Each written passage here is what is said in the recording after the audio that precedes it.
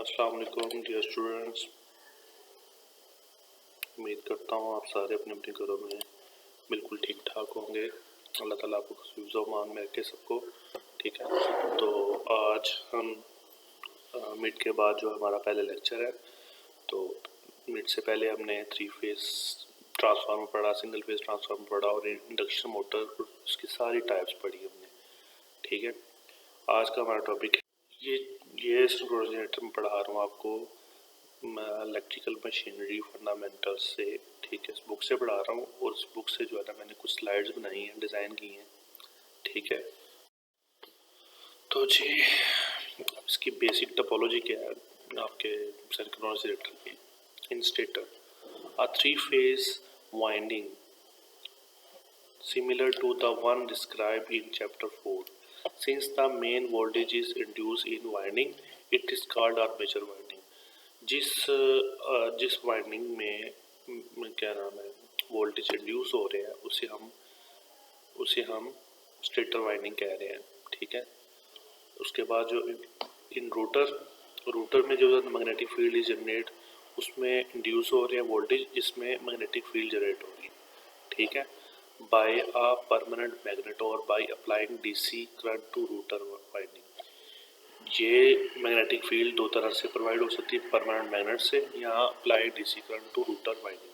Rotor winding के ऊपर DC current apply कर सकते हैं या परमानेंट मैग्नेट फील्ड या परमानेंट मैग्नेट लगा दें उससे जो है ये मैग्नेटिक फील्ड जनरेट हो सकती है। Since rotor is producing the main field, rotor जो है हमारा मेन फील्ड प्रोड्यूस करता है, it is also called field winding. Rotor को हम फील्ड वाइंडिंग भी कहते हैं, स्टेटर को हम आर्मेचर वाइंडिंग भी कहते हैं। Two rotor design are common, दो तरह के जो रोटर हैं वो हम कॉमनली यूज भी किए जा रहे हैं और डिजाइन किए गए हैं। ठीक है, उसमें पहला जो है वो है salient pole rotor with protruding poles. ठीक है, ये हमारी इस शेप का होगा सेलिएंट, ये सेलिएंट नमा होगा हमारा। ठीक है, इसमें ये हमारे ये स्लिप रिंग है, ये हमारे पोल्स हैं, शॉर्ट नॉल। ठीक है, तो सेलिएंट पोल की जो शेप है वो इस तरह से होगी और जो हमारा सिलेंड्रिकल होगा या राउंड शेप में होगा rotor with uniform air gap, ये एक शो करवाया है सिलेंड्रिकल। ठीक है, इसकी जो शेप है सिलेंडर नमा होगी, इसलिए इसे सिलेंड्रिकल कहते हैं। ठीक हो, ये हमारे नॉर्थ और साउथ पोल बताए गए हैं। ठीक है, इसके अंदर स्लिप रिंग है। ठीक है, और एयर गैप बताया गया प्रॉपर। ठीक है, अब आगे अच्छा जी, अब बात हो गई यानी कि सिंक्रोनस जनरेटर का हमने थीम ले लिया कि इसके स्टेटर दो मेन चीज़ पार्ट होते हैं।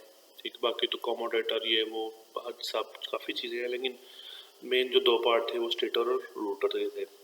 स्टेटर के ऊपर आर्मेचर वाइंडिंग की जाती है और रोटर के ऊपर हम करते हैं फील्ड वाइंडिंग। ठीक है, रोटर को एक्साइट करते हैं डीसी सप्लाई से या परमानेंट मैग्नेट से, दो तरीके हैं। तो हम डीसी सप्लाई से कैसे जो है इसको एक्साइट करते हैं, उसकी एक्साइटेशन के मेथड इधर बताए गए हैं। ठीक है, ये जो मेथड है exciter system for large generator, बड़े बड़े जनरेटर्स को हम जो है ना बड़े पैमाने पे जब एक्साइट करते हैं तो उसका मेथड कुछ इस तरह से होगा। ये एक एक्साइटर होगा, एक्साइटर आर्मेचर है, ये रोटर को एक्साइट करने का मेथड ऊपर वाला, नीचे वाला जो है वो स्टेटर को है। ठीक है, ऊपर जब हम स्टेटर रोटर को एक्साइट करेंगे उसके लिए ये आर्मेचर वाइंडिंग है आपकी, एक्साइटर आर्मेचर। ठीक है, दरमियान में एक 3 फेज रेक्टिफायर लगा हुआ है, ब्रिज रेक्टिफायर हो सकता है। ठीक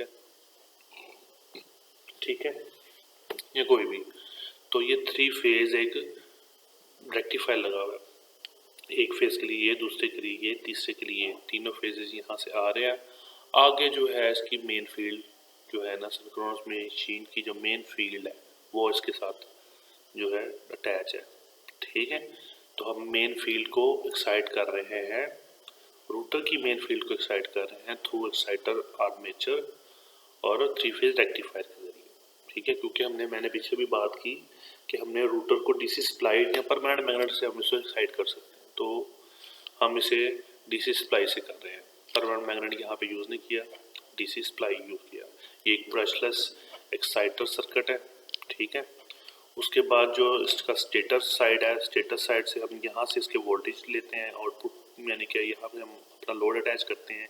ये तीनों फेजेस हैं, first second third, red yellow blue, ठीक है। इसकी 3 फेज, इसको भी एक्साइट करते हैं, इसको एक्साइट करते हैं हम 3 फेज इनपुट जो उसकी पावर आ रही है, ठीक है।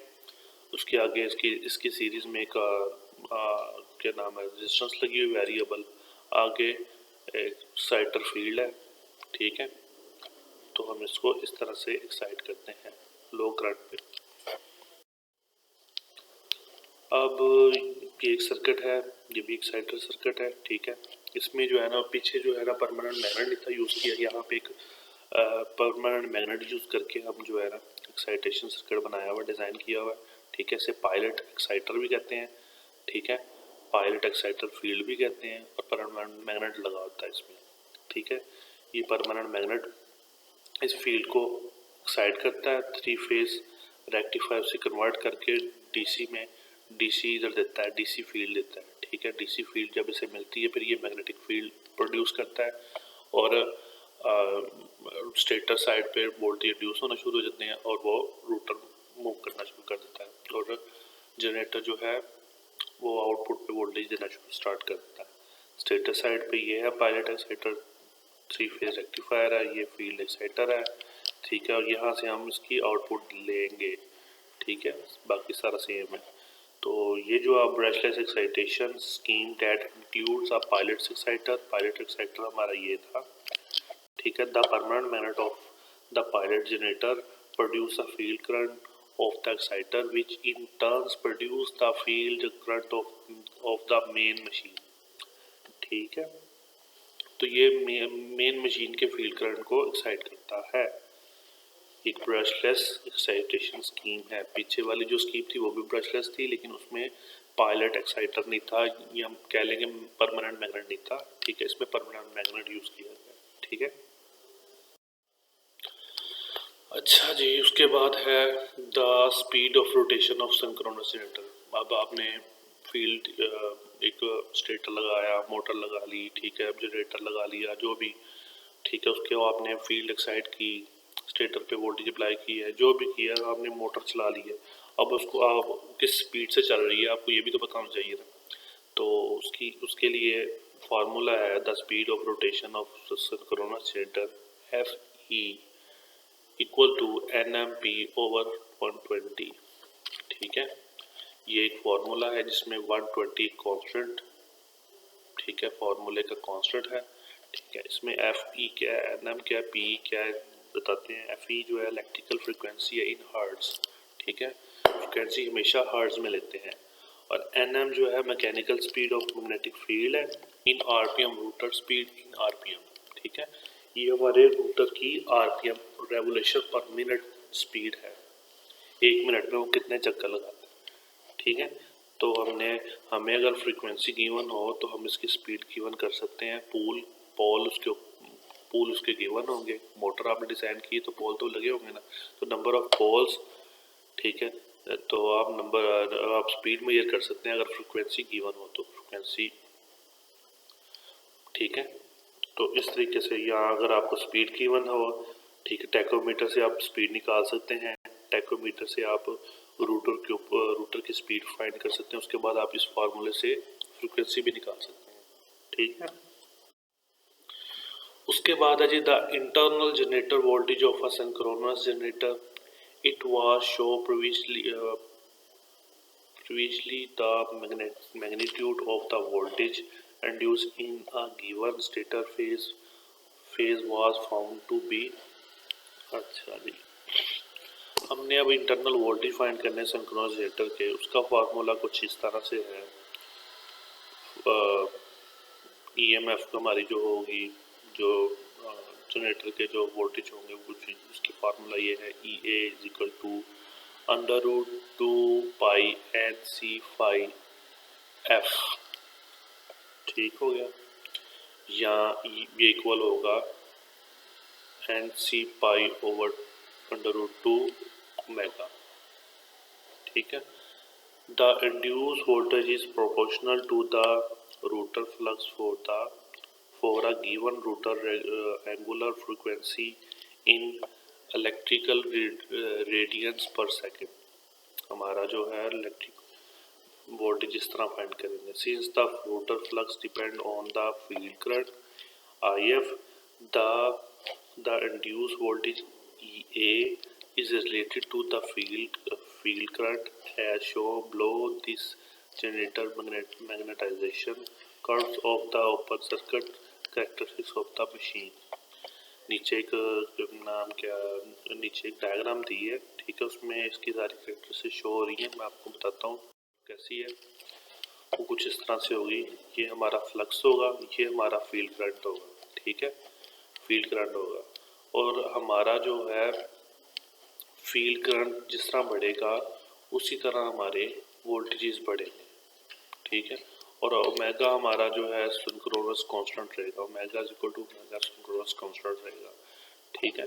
तो आपकी जो स्पीड है इस तरह बढ़ रही है, करंट जैसे जैसे बढ़ रहा है, वोल्टेज जैसे जैसे बढ़ रहे हैं, स्पीड बढ़ रही है। फिर एक टाइम आता है कि स्पीड कांस्टेंट हो जाती है, सिर्फ लोड पे आपकी जो है ना, सिर्फ उसकी जो है ना क्या नाम है, करंट बढ़ेगी, ठीक है। यहाँ पे जाके ये सैचुरेट हो जाएगा, ठीक है, इस पॉइंट पे जाके। इसके बाद आप लोड जैसे जैसे डालेंगे आपकी करंट बढ़ेगी, इस पोजीशन पे स्पीड धीमे धीमे कम होने लग जाएगी, ठीक है, इस तरह से, ठीक है। मैं बता देता हूँ आपको, आपका करंट ये है, करंट आपका ये है, ठीक है, फ्लक्स आपका ये है, ठीक है। आपका जो क्या नाम है स्पीड होगी वो आपकी इस तरह बढ़ेगी, ये स्पीड जा रही है और इस पॉइंट पे जाके आपकी स्पीड कांस्टेंट हो जाएगी। उसके बाद आपका जो जैसे जैसे लोड बढ़ाएंगे, आपके लोड के साथ साथ आपकी स्पीड कम होती जाएगी, लेकिन फील्ड करंट बढ़ती जाएगी, ठीक है। इस तरह से कुछ आपका सारा फिगर है 4.47, ठीक है। ए फिगर में कहता है आप plot of flux various field current for a synchronous generator. जो बी में the magnetization curve of the synchronous generator, ये मैग्नेटाइजेशन कर्व है, ये फील्ड। अगला है जी हमारा टॉपिक,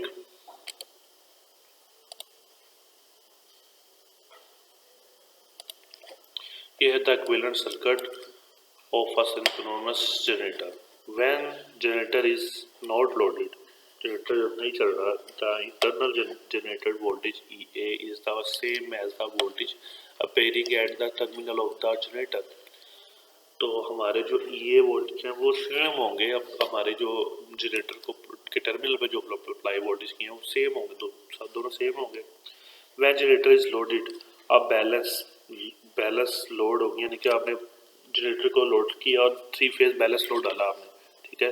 अब balance 3 phase current will flow which result in the stator rotating magnetic field BS। The net air gap flux density is the sum of the rotor and stator magnetic fields, ठीक है। अब आपकी जो है rotor की magnetic field, ठीक है, अब जो नेट जो आपकी मैग्नेटिक फील्ड होगी वो चेंज हो जाएगी, ठीक है। ये एडअप होगी आपके रूटर की BS और BR दोनों एडअप होके भी अब बी नेट आपकी फाइंड हो गई, ठीक हो गया। तो ये था जी आज का हमारा लेक्चर, ठीक है। इसका पार्ट 2 भी है, वो दरअसल गूगल ड्राइव पे ये अपलोड नहीं होता पूरा लेक्चर, तो मैंने दोनों लेक्चर्स को 15-15 मिनट के पार्ट बना के अपलोड करूँगा, ठीक है। तो पहला पार्ट ये है, और इसको मैं कोशिश करूँगा कि गूगल उस पर यूट्यूब पे भी डाल दूँ, ठीक है। यूट्यूब पे मैं इसका आपको लिंक सेंड कर दूँगा पूरे 2 बजे, हर लेक्चर का अपने लेक्चर टाइम पे आपको लिंक मिल जाया करेगा। आपने लेक्चर को अच्छे से रीड करना है, सुनना है, समझना है। कोई प्रॉब्लम हो तो आपने मुझे